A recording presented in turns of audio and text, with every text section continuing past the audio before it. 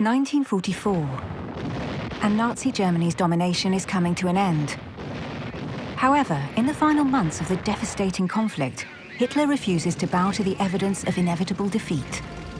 In a crazy attempt to alter the course of the war, in spite of the rout of the Wehrmacht on the Eastern Front, and of the Allied bombs raining down on Germany, Hitler keeps adding younger and younger recruits to the ranks of his already weakened army. After 5 years of war and fierce fighting, the Nazi regime has been destroyed by the firepower of the Allies. Germany is now a country without a government, and the majority of its cities have been turned to rubble.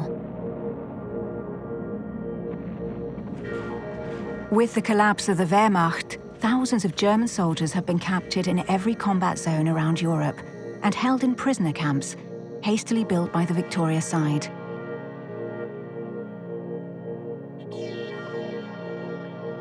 There are 11 million German prisoners of war, 9 million displaced soldiers, and 1 million missing in action.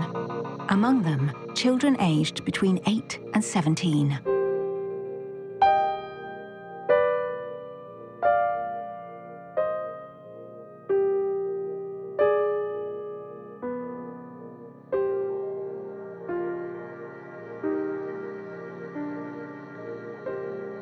Surprised at how young these soldiers are, the Americans treat them from the outset with special attention, even though they are officially prisoners of war.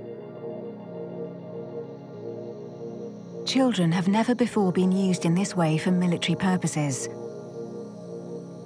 So they are seen as victims of the Nazi regime, having been recruited and radicalized since they were very young. Around 10,000 of these Hitler Youth children are sent as prisoners of war to the Attichy Camp in the Oise region in northern France. They are separated from the adults and placed in a special section where they can be rehabilitated, called baby cages. Baby cages. We were the only ones who knew what baby cages were. It was something quite extraordinary. Quite unique to Attichy. Attichy is a small village between Reims and Soissons in northeastern France. In Attichy at the time, that's to say in 1945, there was a huge German prisoner of war camp set up by the Americans. It really was a very big prisoner of war camp. For the Americans, it was probably the camp where they assembled all the youngsters, the children. I had my 17th birthday in the Attichy camp. My 17th birthday.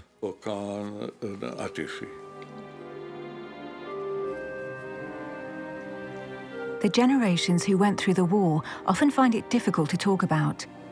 It was just by chance during a conversation with my father, Winfried Börsch, that he told me about the school of baby cages and his first stay in France in the spring of 1945 in the Attichy prisoner of war camp. I started to take an interest in this rather unusual episode of history, and I realized that hardly anyone had even heard of it.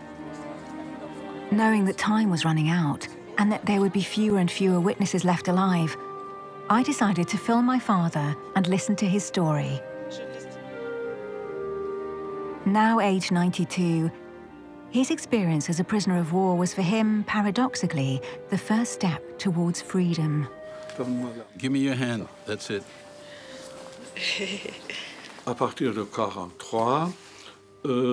From 1943 onwards, almost every big German city was regularly bombarded by the Americans and the British. Hamburg, Cologne, Munich, and then Dresden. The Wehrmacht and the Luftwaffe were short of soldiers and airmen, so they decided they would have to recruit schoolboys.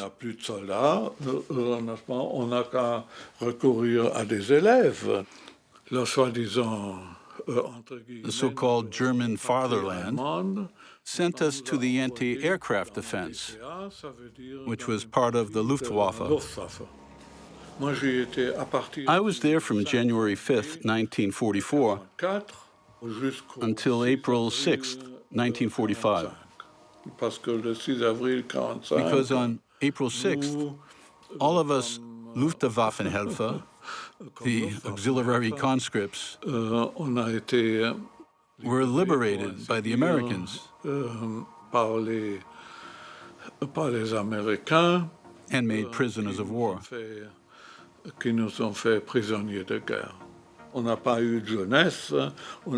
Our childhood had been taken away from us. We hadn't had a normal life or the chance to grow up properly, and so on. What I really wanted to do was to become a musician, but we were sent to anti-aircraft defense. And to do what?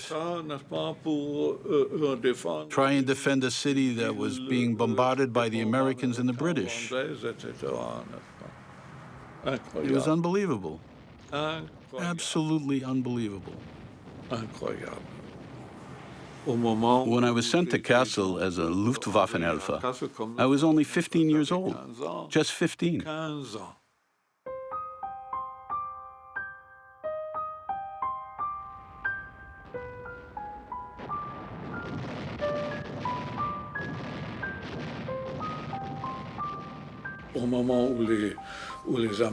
As the Americans closed in on Kassel, we thought, especially those of us who were youngsters, that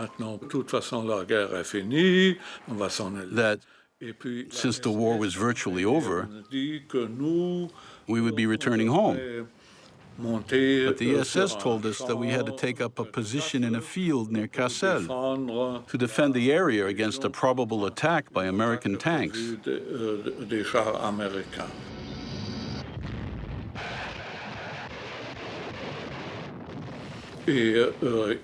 And in the field, there were dugouts already prepared.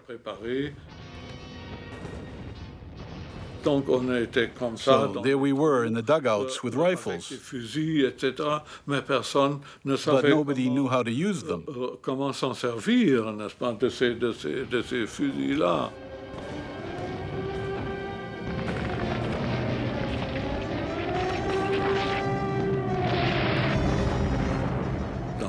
In each anti-aircraft defense battery unit, there was an NCO. Ours had been a medical student in civilian life. His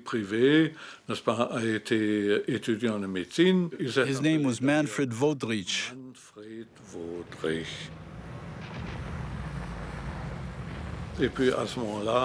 And so he decided that from that moment on, we were only to follow his orders. And we all followed him into the forest near Kassel.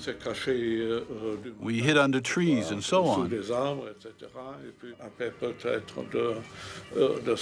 And then maybe after 5 or 6 days, we came across a sort of forest hut. Inside, there were lots of families, women and children. And they all shouted, "No, not in here, your soldiers, go away. If any Americans come, everyone will be shot. So go away, don't stay here," etc., etc.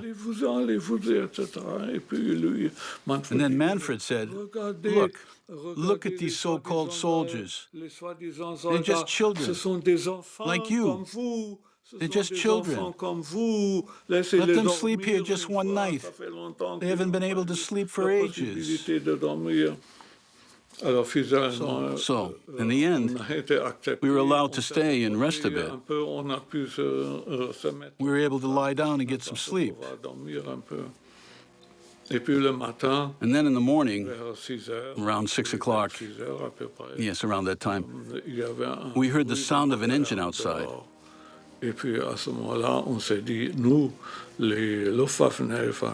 And we immediately thought that the SS had come for us, Luftwaffenhelfer.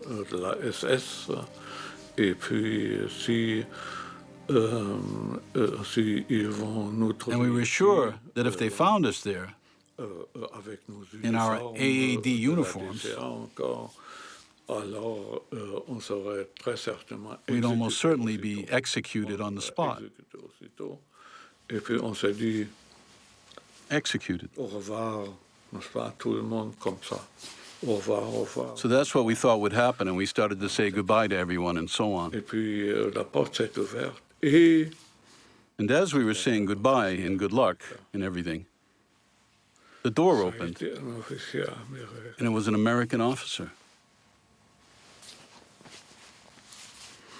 We were surprised, and he looked at us, Luftwaffenhelfer, in our uniforms, and said, "You are now prisoners of war."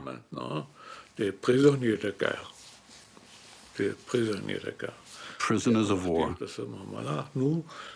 So that's how it happened. We were made prisoners of war, and we were transported over to France, to the big American camp for German prisoners of war there.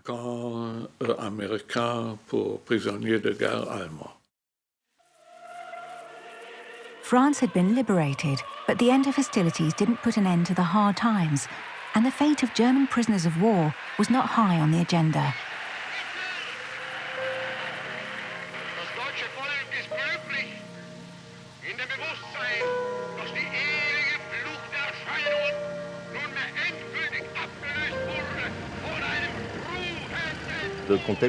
In the context of the liberation at the end of the war in 1945 in France, the subject of German war prisoners was both a French issue and an American issue, particularly concerning the prisoner camps.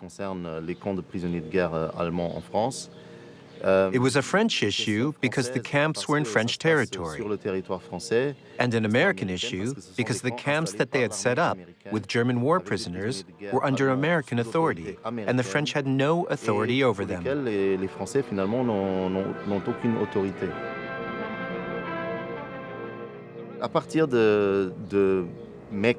From May 1945 onwards, but also before that actually, questions were raised about what to do with Germany after the war.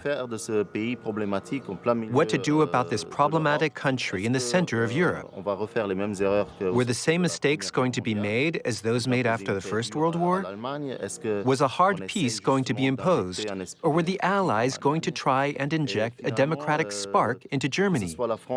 In the end, France, Britain, and the United States each had different ideas about what policy to adopt with West Germany.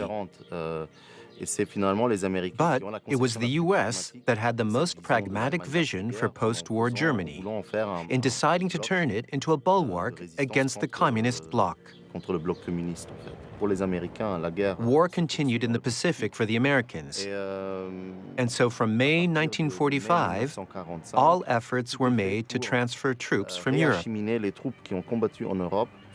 The American war machinery needed backup, and so hundreds of thousands of German war prisoners worked building camps, not just for themselves, but also for the organization of returning American troops. And then there was the problem of the young Germans, the Hitler Youth.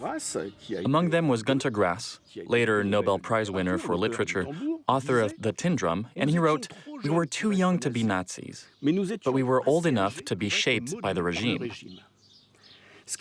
This showed that the post-war reconstruction of Germany would need to involve changing the mentalities of these young Germans, if possible.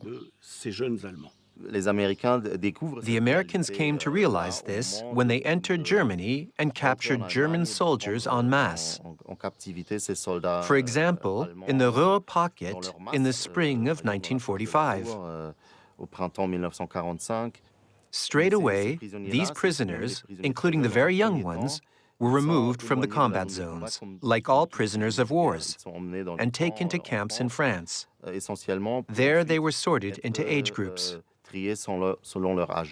How about the military training of this young man, Sergeant? Was für Ausbildung haben Sie bekommen? Haupttag, Ja, und was noch? Laser, Haben Sie Waffen gehabt? was? Waffen, Feldwehr. Nix. So nix. Well, they just had close order drill, but they never had any training with weapons. Has this youngster ever had any combat or ever been around combat with American troops? Haben Sie gegen amerikanische Truppen schon gekämpft? Was? Haben Sie gegen Amerikaner gekämpft? Gekämpft? Gekämpft? Ja, gegen Amerikaner. Haben Sie geschossen gegen Amerikaner? Geschossen. So. Nix, wir nix schossen. Oh, they says they never fired a shot. Never fired a shot. How old, what's the age of this boy? Wie alt sind Sie? 12. 12 years old. 12 years of age, and he's had 3 years of military training. Well, Sergeant, I think we've finished with this young man. We'll put him back to PW cage with the other youngsters back there. Also, das ist alles. Jetzt können Sie weg. Alles? Alles. In contrast with most of the other children, my father had grown up with a father who had been openly opposed to Nazism. He was part of the Confessing Church resistance movement. It must not be forgotten that was in 1936. When my father died, he was a pastor in the Confessing Church and opposed the Nazi laws. Hitler avait essayé de Hitler had tried to win over the Protestants by creating a church that would answer to him. But not all Protestants were in agreement. And in fact, there was a whole group of pastors and devout Protestants who set up resistance. In 1935, there were all the anti-Jewish laws. And my father, as a pastor, said that he absolutely couldn't accept them. And in the village where he was a pastor, there was a school teacher who was a rabid Nazi. And he always came to the church and wrote down everything that my father said during the service.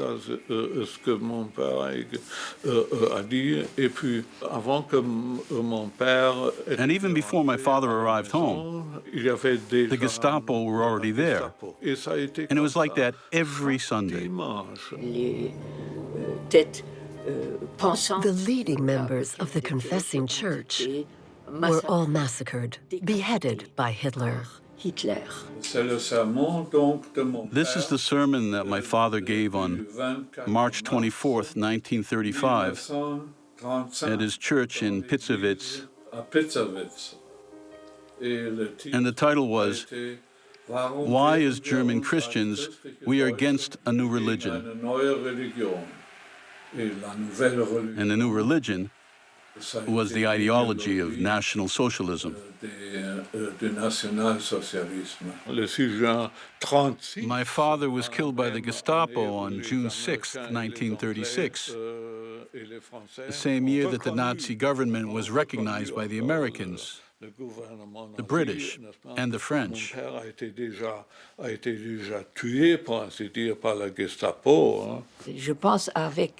It's with great emotion, Marie, that I remember your grandfather, who didn't know that this would be his last sermon, and still went to deliver it that Sunday, to say, "I'm standing here before you.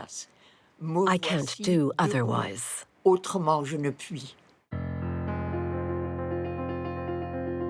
After delving into the history books, guided by my father's stories, I decided to go and visit the remains of the Attichy Camp, hoping to find more information about the infamous baby cages.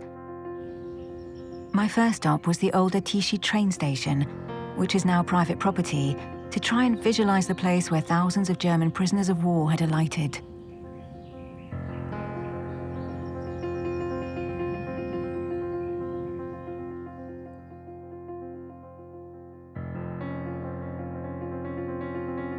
From the station, I followed the route that the prisoners would have taken all the way up to this huge expanse, looking out over the villages of Crotoy and Haute-Fontaine. There's nothing left here to suggest its eventful past, except for the ruins of an old control tower. In 1939, the French army requisitioned this land from a handful of farmers in order to create an auxiliary landing site for the Air Force. It never got used. And then, when the German troops invaded France, this auxiliary land was commandeered again. And for more than 2 years, there was a weapons-free reconnaissance squadron posted here, in this treeless landscape.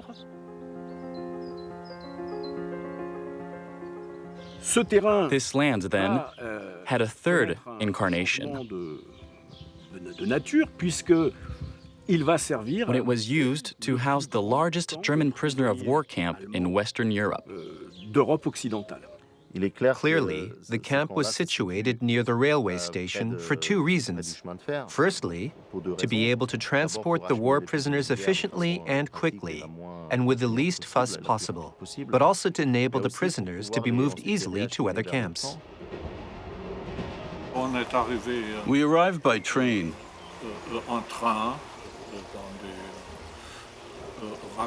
In open wagons. And when we crossed under bridges in Belgium and in France, people would stand there on the bridges and throw stones into the wagons at us.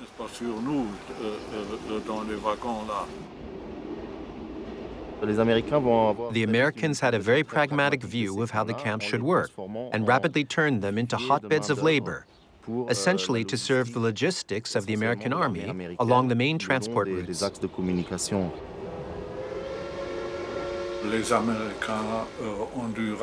The Americans captured all the German soldiers, as well as us. We were sent to a huge American camp on the Rhine, in Andernach. After that, we were transported by train to Namur in Belgium. And then from there, we were put on another train to France. And when this train stopped, we found ourselves at a tiny station near Attichy. The prisoners had very little contact with the outside of the camp. Some of them didn't even know they were in Crotoy, because when they got off the train, all they saw was the name of the station, Attichy. Then they were marched up the hill, the Mont de Torche. They arrived at the camp and were locked inside. That was all they knew. The Americans had a huge number of German prisoners of war to deal with. We had no idea how we were going to survive. How did the inhabitants of the village react? There were no problems at all with the villagers, because anyway, the prisoners were locked behind barbed wire fences. I remember that there were lots of youngsters, and they would walk up from Attichy station through the village, and we were just kids too. We followed behind them, and we picked up anything they might have dropped. Even after the liberation, civilians had to get used to shortages and ration books. As for the prisoners, their status was subtly changed. They were no longer prisoners of war, which, according to the Geneva Convention, would have enabled them to have the same food rations as the soldiers on the front. So from then on, their rations got much smaller. The Crotoy camp, already nicknamed the Hunger Camp, certainly earned its nickname then.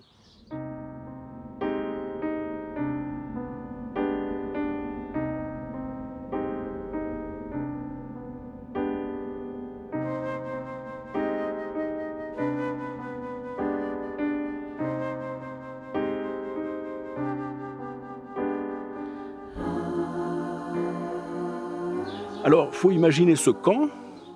This camp was basically a 1,200-meter by 600-meter quadrangle, where nothing could grow. The grass had completely disappeared under the prisoners' feet. There were tents as far as the eye could see, and a central alley from one end of the camp to the other. The camp was divided into 10 parts, or compounds, and in each compound, there were cages. The Attichy Camp was designed for 60,000 prisoners, although some said there were up to 100,000 at times, but that might be an exaggeration. The first thing to be done was to separate the younger boys from the lustful gaze of certain older prisoners. The prisoner of war camps were vast, with prisoners on top of each other all day long. There was a whole range of ages, from 60 years old all the way down to youngsters. I was 16 years old at the time, just turned 16. The Americans decided to separate the children. Whom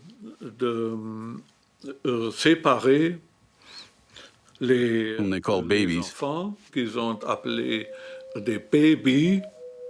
and put them into a special camp that they called the baby cages. In some of the Red Cross reports, reading between the lines, certain practices went on, referred to as moral issues. It was quite common in prisoner of war camps to have a form of sexual trade between the men. Food would be exchanged in return for sexual favors. And that's why the children were separated and put together in the baby cages.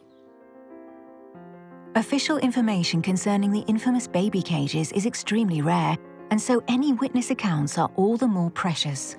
The baby cage of Attichy.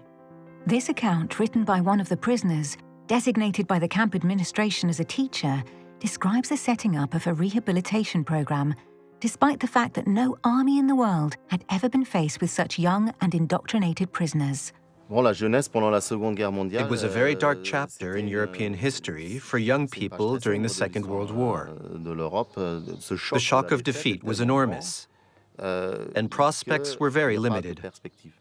Prospects for young people would come about slowly, led by those who had been rehabilitated by the Allies, but also by the churches, by Germans returning from exile, by the rare survivors of concentration camps, by returning politicians, social democrats who took up their roles in post-war Germany. These were the people who would help to rebuild German prospects. According to this account, it was Joseph Wirth, ex-chancellor during the Weimar Republic and a Jew, exiled in the US since 1933, as well as being a member of the military intelligence service, who asked Karl Schiffer, another anti-Nazi, to organize the baby cages school. This is how he tells it.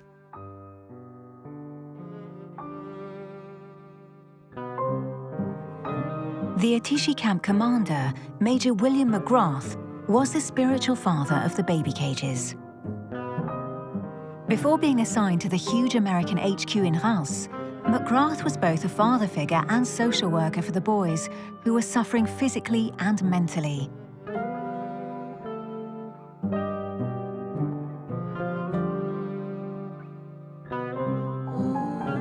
Captain Alfred C. Johnson then carried on the work of his predecessor with the same benevolence.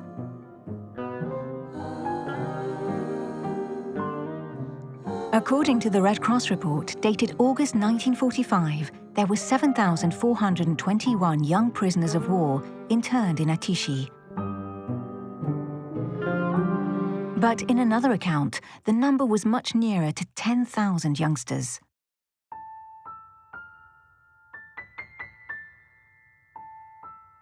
Regarding the organization of the camp, the Americans ran the administrative part of it with the outside world, and then there was a certain degree of internal self-management. It was a way of reintroducing the prisoners to democracy, to debate, to voting, and to other fair processes, so to speak. Captain Francis Tortolo, a German teacher from the state of Rhode Island, was in charge of running the rehabilitation program, based on the methods that had been used in the US since 1944, in the German prisoner of war camp at Fort Getty. All the other subjects were taught by 150 designated teachers amongst the camp prisoners. They played sport. They sang. They learned history. But it was the history of the US that they learned, and not German history. American history had a rich past dealing in democratic values, and this was the history intended to be taught. On the other hand, the Germans only had the short-lived Weimar Republic to look back on, and it had been discredited and blamed. So the task was to make the young Germans understand democratic values and teach them to obey in other ways than just in a military way. This is why Francis Tourtelot insisted that the greeting, "Good day, sir," should replace the military salute. Once a week, black American soldiers, it was always the black soldiers, took us out of the camp for a while. So it felt a bit like freedom, especially as those black soldiers would give us chocolate and sweets and so on. We were allowed to go walking in the Champagne region. At the time of the Second World War, the USA was a country where racial segregation took place, and this applied also within the American army sent to Europe to fight against Nazi Germany. So there were plenty of situations where German soldiers found themselves in contact with black American soldiers. Both sets of soldiers were marginalized by the American army. The war prisoners, because they were just that, prisoners, and the black soldiers who were discriminated against within their own army. This situation sometimes created affinities between the two groups. The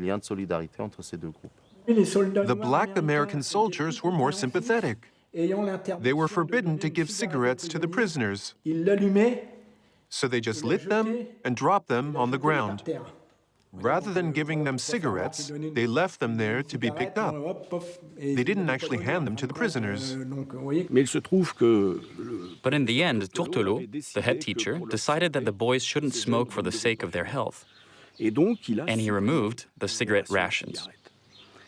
And it seemed like democracy had started to have an effect, because around 300 youngsters went as a delegation to complain, demanding to know who had made the decision. And when Tourtelot gave them short shrift and sent them on their way, they reacted by shouting, "Beat him up!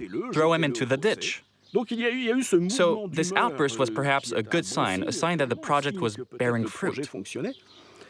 And they were deprived of breakfast as punishment.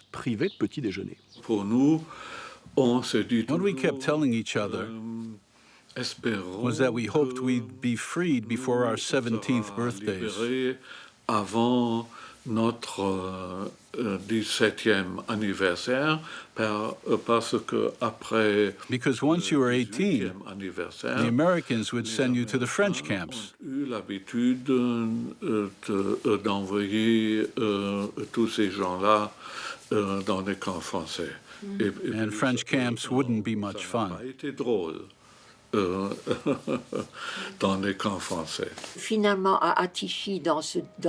were two camps in Attichy, the one for adult prisoners of war and the baby cages, where there were young boys who had taken part in the war and for whom the Americans made a huge effort to help them deal with the dreadful things they'd been through.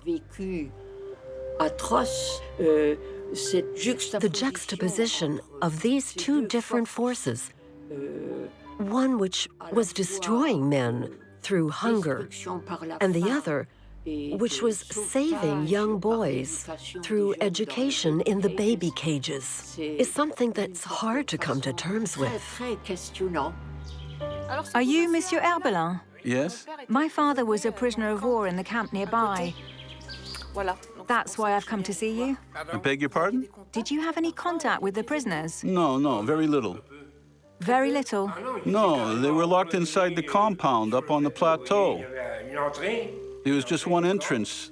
The camp and the administration block were all grouped together in barracks.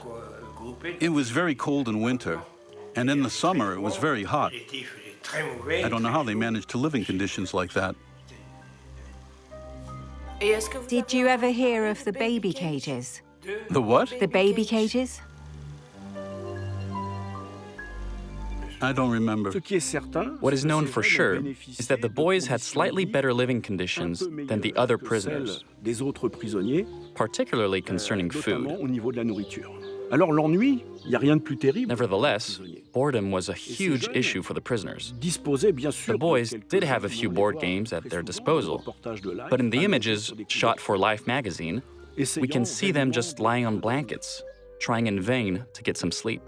They could also find comfort in religion, thanks to the pastors that had been recruited, who had been vetted for being anti-Nazi, and who were guaranteed not to spread the wrong messages. This enabled a certain escapism for the boys and helped them to maintain contact with Germany, not through the prism of war, but through messages of peace and hope. The pastor's mission was to help the boys who had no news from their families to deal with their distress and enable them to reconstruct in accordance with Christian values. The American camp administration brought together all the prisoners whom they considered were in need of religious instruction and put them in the baby cages. Ils étaient réunis dans le baby cage. That was the American chaplain, and those were the pastors. Pastors who were prisoners, and they had a special tent. Les théologiens avaient une véritable tente. There was a special tent for the pastors, and we were allowed to go in there, down underground. It was almost like a big courtroom, with a large library that had been donated by the Swiss Red Cross and the Paris Red Cross. A gift from the Ecumenical Commission for the Salvation of War Prisoners. And then we studied the Old Testament and Hebrew. I learned Hebrew in Attichy. It was possible for the ones who really wanted to pick up their studies again, but it mustn't be forgotten that many had abandoned their studies to go to war. So the gap between their life as young students and the brutal reality of war was a very difficult one to fill. I was moved by the poems that they wrote. If I was a bird, I'd fly like an arrow up into the sky, back to my dear fatherland. Are my parents still alive? Is the house still standing?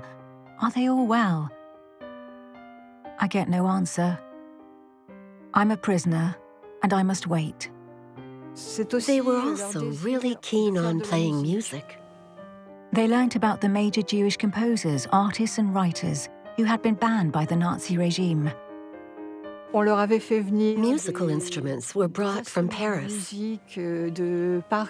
and some of them wrote pieces of music, which I found quite extraordinary. There was even a stage for concerts and theatre plays. Culture was not the only way that the prisoners learnt freedom. There was also a court system, organised and run by the young prisoners themselves, which dealt with legal and democratic issues. The court was made up of 12 young judges, with a 17-year-old presiding judge and a defense lawyer for anyone accused of having broken camp rules. All the Red Cross reports confirm that discipline was rigorously followed in the baby cages. There was even a rather ambitious philosophy course, including Plato's works, for example. For these kids who were around 15 years old and who'd been taken out of school, the damage that the war had done to them was probably underestimated. But ultimately, what was important was that everyone could find something they liked. I was also moved to hear about their confirmation. As you know, they'd been under the supervision of pastors. And then I found out that the Bishop of Beauvais, Monseigneur Rader, had come on August 15th to confirm the young boys. And that was quite extraordinary. I was lucky to see both sides, inside and outside of the baby cages.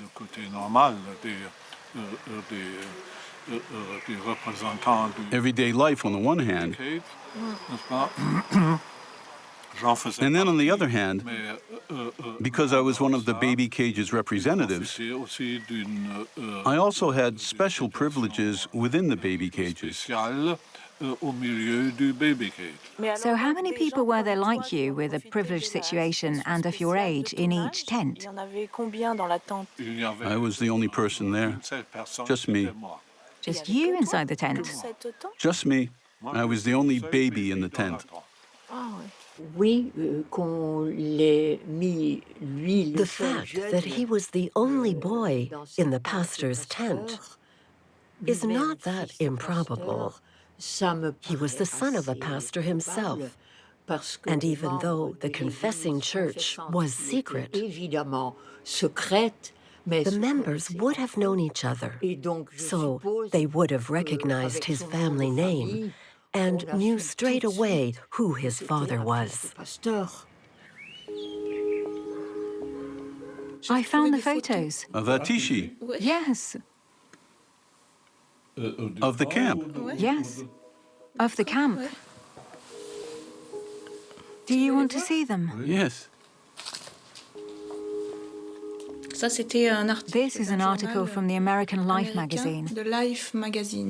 Oh, my goodness. Extraordinary. Do you recognize it? POW. This is amazing. And what's this then? The crates of food. Oh, goodness. Yes. Yes. The Hitler Youth. Oh, yes, look. Do you recognize them? The tents. The tents, I don't believe it. That's exactly it. Was that how they were? Yes, that's how they were. The tents. That's exactly how they were, yes. The pastor's tent was also like that, but it had a lower level dug into the ground. And all these thousands.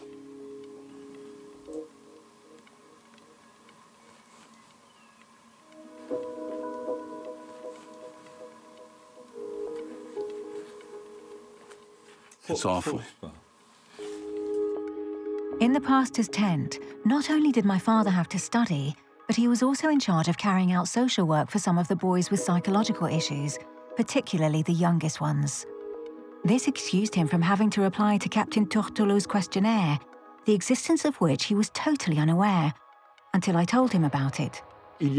Questionnaires were distributed to both young and old Germans who would be returning to their country. There were questions such as, did Hitler deserve to be hanged in public? Amongst the youngsters, more than 20% replied no. Was Hitler a great idealist? So, there were 2,254 yeses and 4,024 no's. The young boys were shown films, including several films showing the liberation of the concentration camps, with all the disturbing images. One would have thought that they would have all given up their indoctrination, but no. When they were asked if they thought it was acceptable for a German to marry a Jew, most replied that it was, but over a third said that they would be offended. If Germany had won the war, would we now be acclaiming the Führer? 3,138 replied yes, and 2,414 replied no. Ça, c'était des réponses. Are these the replies C'était des réponses de quelqu'un. that some of the young boys gave? De ces jeunes. Yes, exactly. Alors ça. It looks like there were some who said, Qu'il y avait quelques-uns qui "We hate Hitler. dit, we hate Hitler. We hate Hitler." Donc ce programme de The rehabilitation program lasted several months, but it's very difficult to judge how good it was. peut-être a-t-il été It was possibly carried out for propaganda reasons. After all, we were at the beginning of the Cold War. And one of the aims would have been to demonstrate to the boys the benefits of democracy in order to prevent them turning to communism, especially as relations with the former ally had turned very nasty.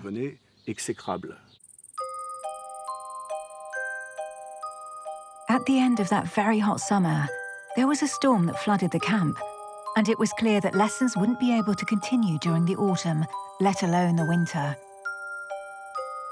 The boys were increasingly worried, and in order to speed up the repatriation process, a series of meetings were organized between the German representatives in the baby cages and the camp commander. Ultimately, it was decided that the young prisoners should return home.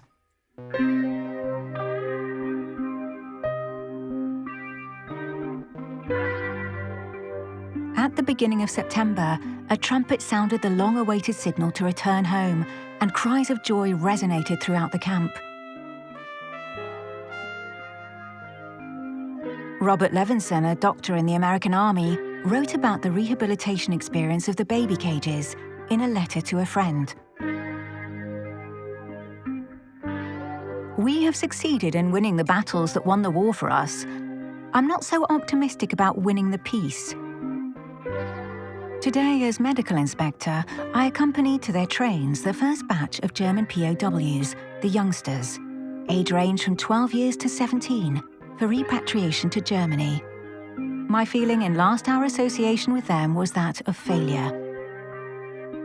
The little done was due to personal interest of 2 or 3 American officers and enlisted men at the camp.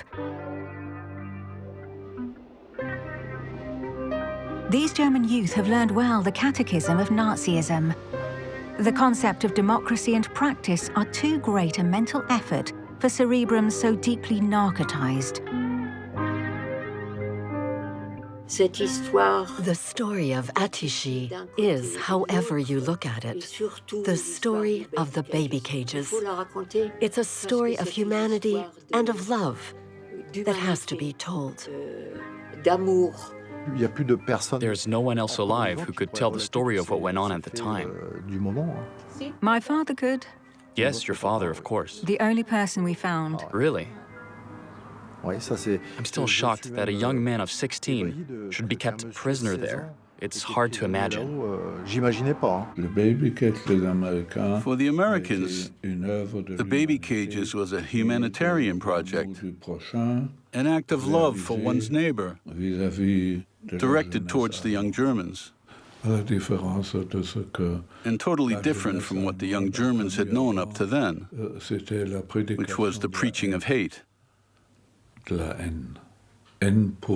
Hate for everyone around them, except for Nazis themselves. My father was lucky that he came from Marburg, one of the few German cities spared from Allied bombs, and that's where he was reunited with his family. Having picked up his studies in the baby cages, he then decided to learn French, and a few years later, he married a French woman. Do you know what my parents did when they got married? No? We went to Verdun for our honeymoon.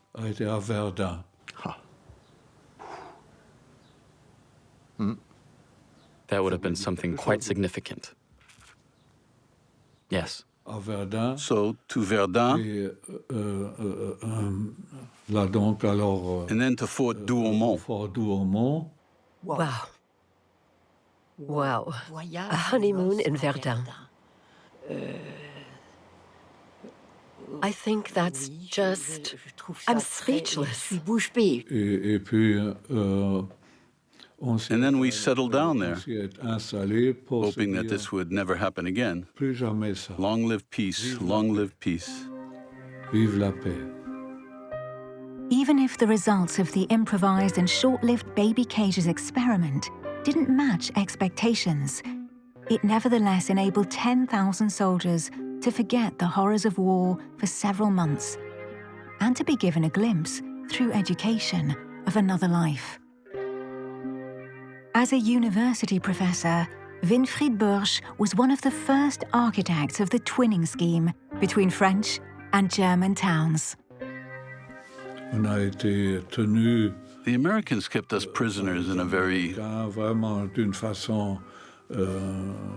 think it's true to say, in a very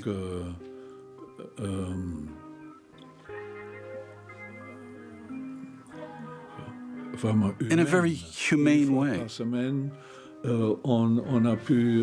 Once a week, we were allowed to leave the camp and the barbed wire. I told myself that I would really like to learn the language of this country. This country in which I experienced these moments of freedom.